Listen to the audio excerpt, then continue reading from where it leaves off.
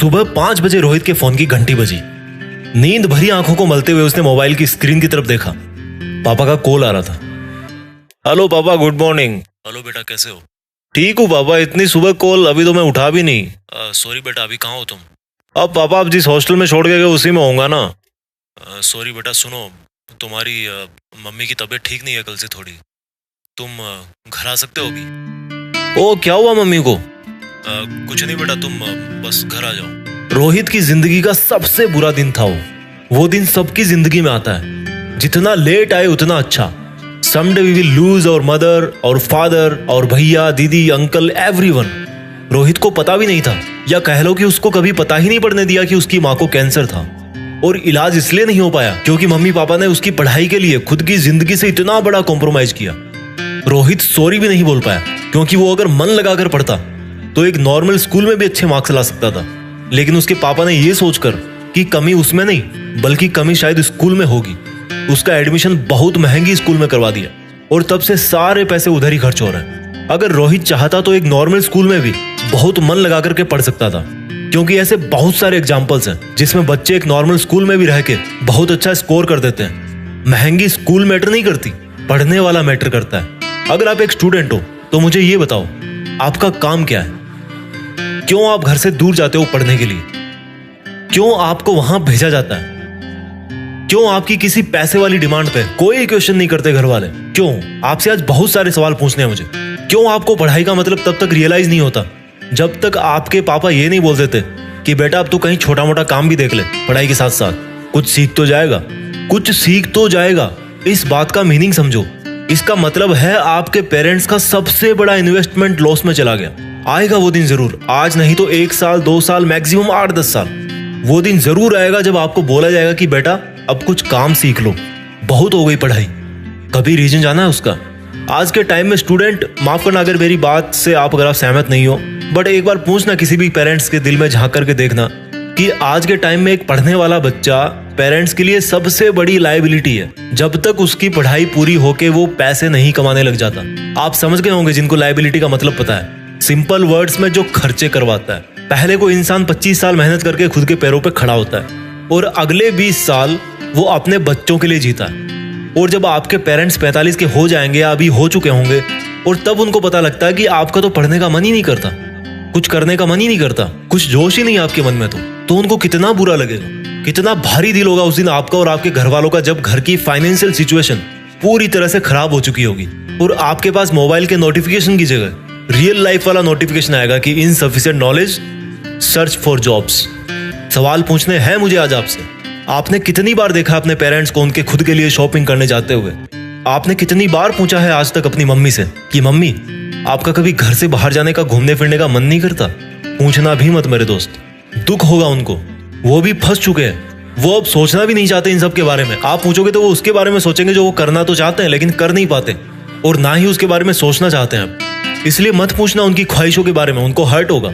अगर आज आप कुछ कर सकते हो ना तो डायरेक्टली उनको सरप्राइज दो कि जब आपकी मम्मी सुबह उठे तो आपके कमरे की लाइट जली हुई देख के बोले कि अरे वाह, मेरा बेटा आज तो जल्दी उठ गया। वो दिन कितना खास होगा यार, ये खुशी तो दे ही सकते हो ना। सुबह जल्दी उठो और आपकी जिन किताबों की धूल उतार उतार के आपकी मम्मी थक चुकी है, उन किताबों को उठाओ। ये एक रियल मोटिवेशन है जो आपके अंदर होना चाहिए। जब मैं आपको बोलता हूं कि आप देश में अपना नहीं बल्कि दुनिया में देश का नाम करो, तो आपके मन में आता होगा कि यार मैं तो स्टूडेंट हूं, मैं तो पढ़ाई कर रहा हूं, मैं कैसे नाम कर सकता हूं दुनिया में देश का? मेरे भाई, अगर तुम एक युवा हो तो इस देश का भविष्य बदल सकते हो। हमारे देश में इतने युवा हैं कि पूरी दुनिया को कुछ सालों में पीछे छोड़ सकते हैं, क्योंकि एक स्टूडेंट ही देश का भविष्य होता है। और वो देश के भविष्य कैसे बनते हैं? जब वो अपना काम मन लगा के करते हैं। आप चाहे कुछ भी करना पढ़ाई के बाद, जो आप ज्ञान हासिल करो किताबों से, इंटरनेट से, आप ये देखो कि मेरा इंटरेस्ट किस में है, और फिर जो भी काम पकड़ो उसको मन लगा के करो। देश जरूर ऊपर चला जाएगा जब हर नागरिक अपना अपना कर्तव्य ईमानदारी से निभाएगा। जब हर जगह शिक्षित युवा जो आप जैसे स्टूडेंट है वो ही हर जगह कल को जाके काम करेंगे, कोई नौकरी करेगा, कोई बिजनेस करेगा, कोई कंपनी खोलेगा, कोई आविष्कार करेगा, तो आप क्यों नहीं कर सकते दुनिया में देश का नाम? मैं आपसे सवाल पूछता हूँ, क्या कमी है आप में? या आज तक किस चीज की कमी आई आपको?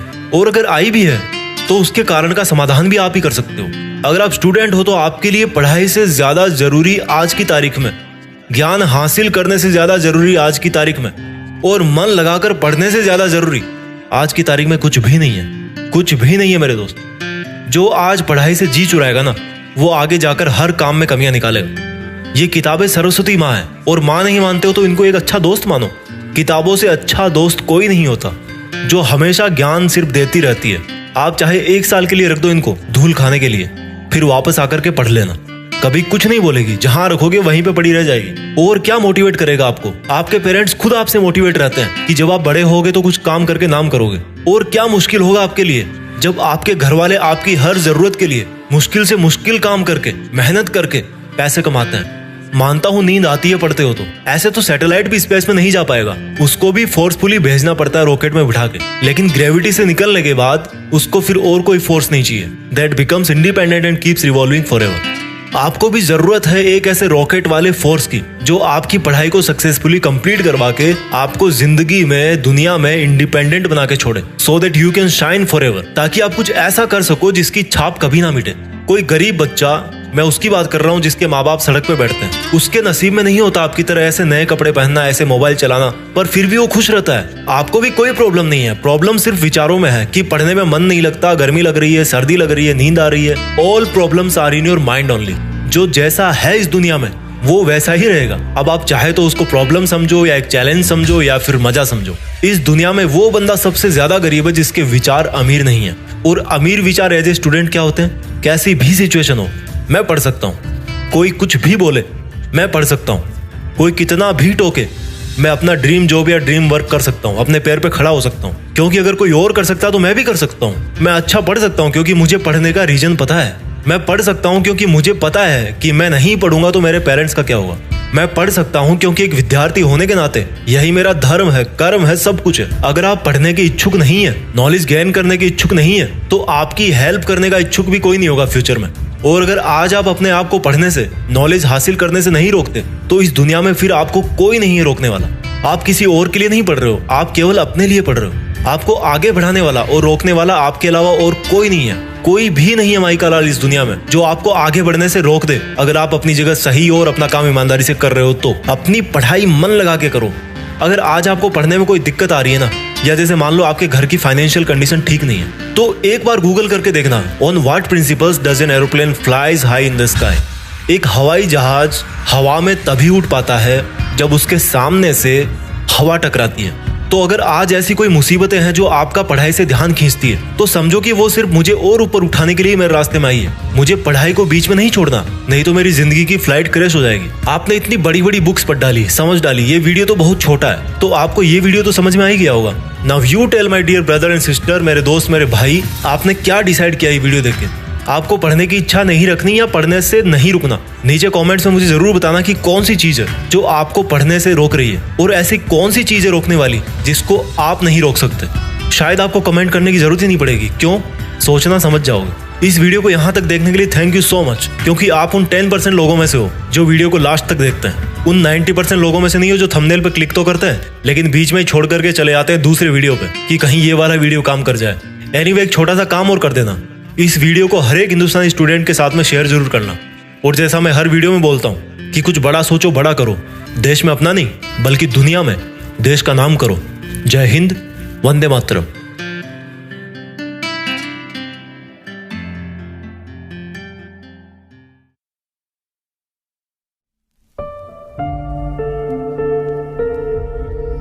जीत फिक्स।